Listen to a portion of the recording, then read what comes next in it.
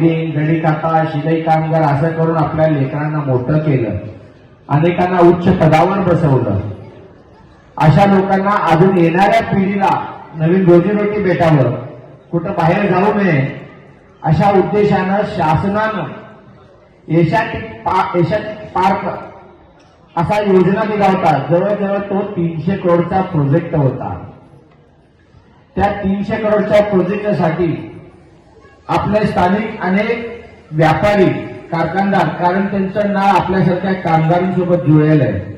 सकाळी उठल्यापासून ते संध्याकाळपर्यंत ते एमआयडीसीतच दिवस काढतात.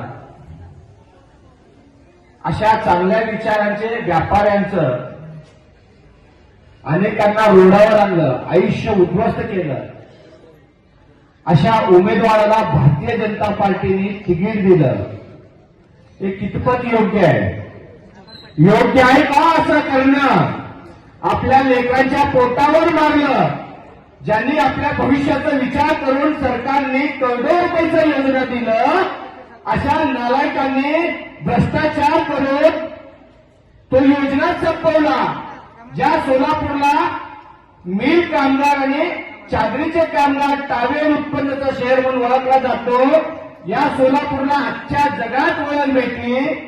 अशा टेक्सटाईल इंडस्ट्री हे लोक संपवण्याचं कारस्थान केलं.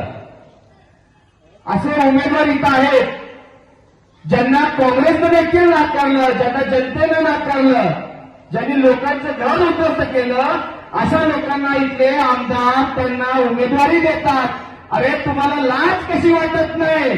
ज्या पूर्व भागाच्या जीवावर सोलापूरचं नाव अख्ख्या जगापर्यंत नेलं, इथल्या सर्व कामगारांनी आपल्या देशाच्या प्रगतीसाठी, सोलापूरच्या प्रगतीसाठी अहोरात्र काम केलं आणि आपल्या भावी पिढीसाठी त्यांना रोजीरोटी भेटावं, बाहेरगावी जाऊ नये.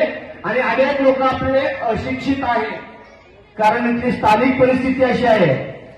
अशा परिस्थिती असताना आपल्या लोकांचं जीवन संपवणाऱ्या लोकांना जर तुम्ही उमेदवारी देता, ह्याच्यापेक्षा खालच्या पातळीची तुमची विचारसरणी आहे. ही लाज वाटली पाहिजे. त्यांनी तुम्हाला उमेदवारी दिली.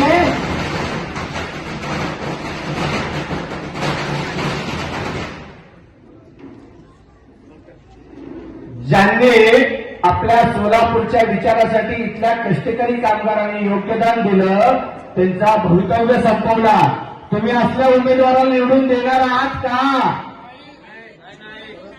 मी तर एमआयडीसीचा कामगार आहे. आमचे वडील मी एमआयडीसीचे कामगार आहेत. मी तर असल्या लोकांना कधीच जवळ करणार नाही. इथल्या सर्व नागरिकांनी विचार करावा.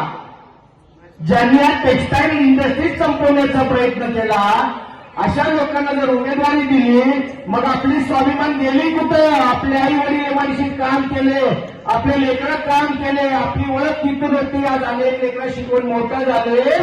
अशा लोकांना जर उमेदवारी दिली आणि आपण त्यांच्या पाठीशी उभा राहिलो, तर याच्यापेक्षा चिरडोली बाब काय? आज